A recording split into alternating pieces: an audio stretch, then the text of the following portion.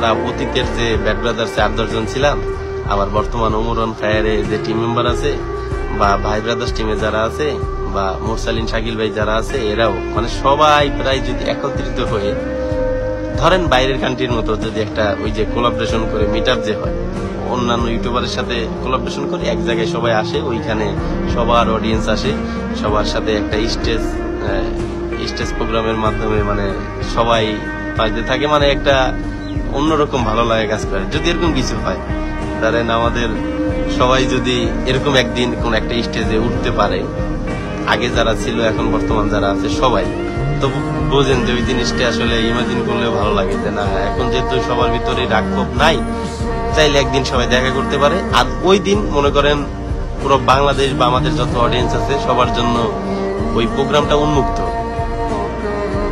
বলতে উন্মুক্ত, মানে যে কেউ আসতে পারে। আর আমরা আগে থেকে যদি অ্যানাউন্স করি যে আমরা সবাই ওইখানে ওই একদিনে জড়ো হবো, আমাদের যে রাগক্ষোভ যা ছিল সব তো এখন শেষ, আমরা একসাথে ভিডিও করতে পারবো না, কিন্তু